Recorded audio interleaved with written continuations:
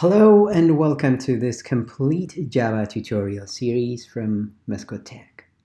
In this video, we will learn about loops in Java. There are three types of loops in Java, and they are for loop, while loop, and do while loop. And in this video, we will learn about for loop and we will learn about while loop and do while loop in upcoming videos. So if you're new to my channel, make sure to subscribe and also hit the notification bell so that you get notified when I release new videos. So let's get started. For that, let us create a new project. Go to Eclipse. I have my Eclipse opened here. Go to Eclipse, go to File, New, Java Project. And give it a name. Let's call it Loops. And then finish. Module, don't create. Okay, I have my project created in here. In here, as you can see from the left, I have this project. I have these three projects from a previous video. So for now, I just created this loops. And if I want, I can create a package within here under src. But for our case, you don't need to create to worry about a package. A package is like a folder. But for now, let me show you how to create a package. So you say new. Let me do it again.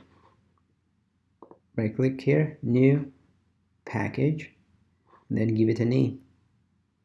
By default, it gives some name in here. You can put your package name in here. Let me just keep it as is. Let's say finish. Okay, now we have a package here. So under this package, just right click, say new, and class. So Java is class-based or object-oriented programming language. So we create a package. Now we give it a name for this one. Let me call it for loop. If you remember, a class name starts with uppercase. This is a recommendation, and if it has multiple words, the first letter of each word is capitalized. So it's F capital for and loop L capital. And now I want to click this one so that it creates the main method for me. Then I say finish.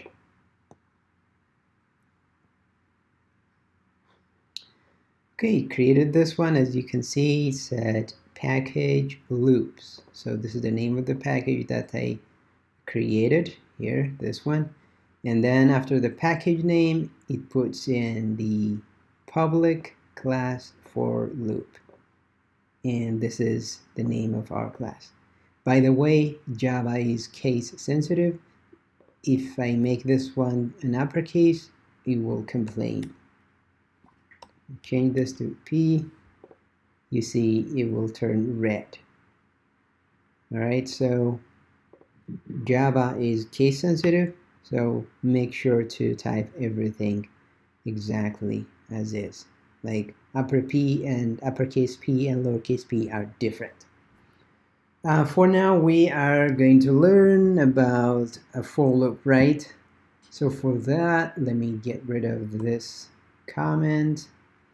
The syntax for a for loop is you say for, and then you open this, these parentheses, and then you will create your counter variable. So what is a for loop? A for loop, we use for loops when we have something that repeats multiple times. So in those situations, we use loops in those situations, and specifically we use for loop when we have some kind of a counter that we can use when we do the loops. Okay, and then in this for, we create our counter variable.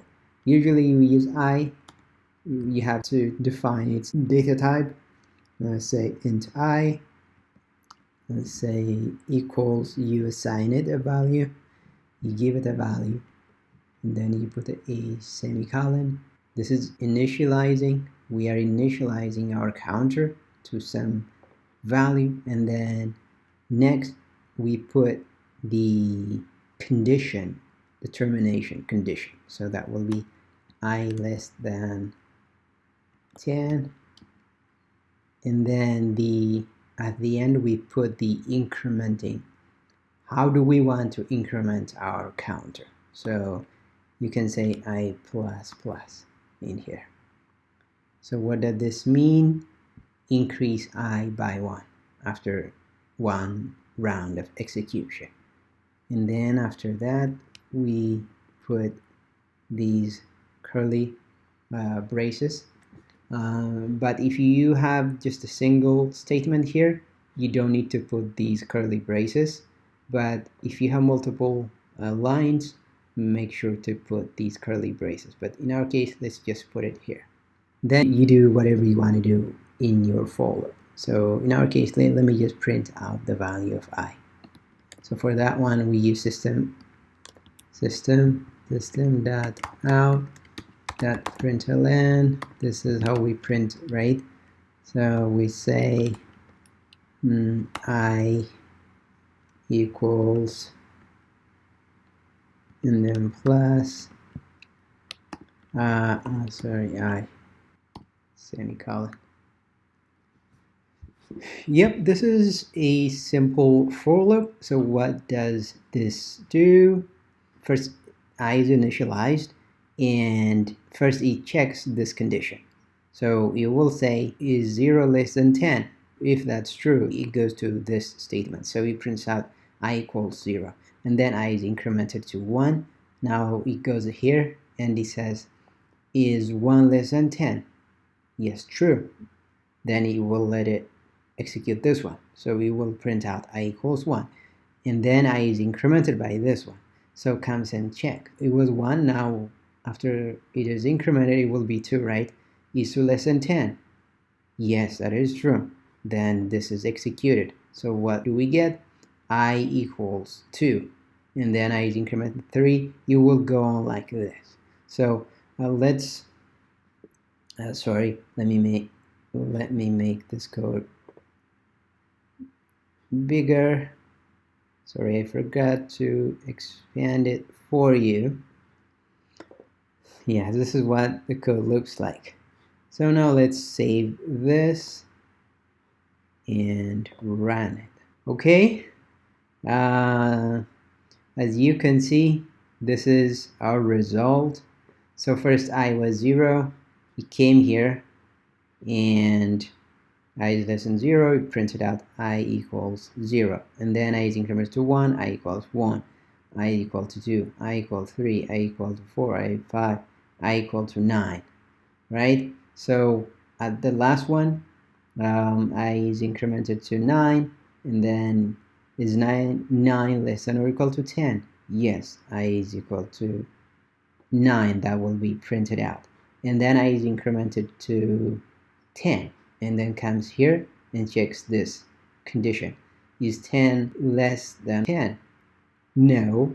And then in that case, this statement is not executed. So that is why we did not see 10 in the result, and the loop got terminated. Hope this is clear. Okay, all right, fantastic. We can have some more in here. For example, I can say in here, just to show you that we can have multiple lines of code, system.out.println, can say testing loop. And then make sure to put the semicolon in here. And another thing that I told you is it is case sensitive.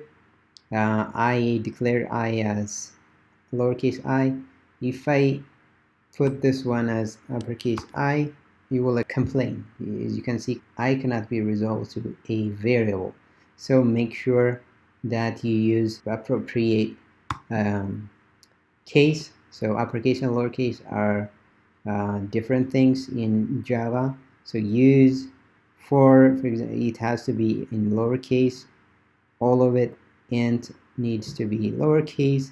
As you see here, s should be uppercase, and then the rest should be in lowercase. So this should be exactly as is. But this one can be anything because it is a string. It is enclosed in quotes. These are strings, so we can do anything. So the case sensitivity is for variables and for functions and some system keywords and things like that. Yeah, that's it about for loop in Java. I hope this is helpful and clear to you. If you have any questions or comments, please leave them in the comments section and I will answer them as soon as possible. If you're new to my channel and want to learn about Java, make sure to subscribe and hit the notification bell so that you get notified when I release new videos. Thank you for watching, and I will see you in the next video.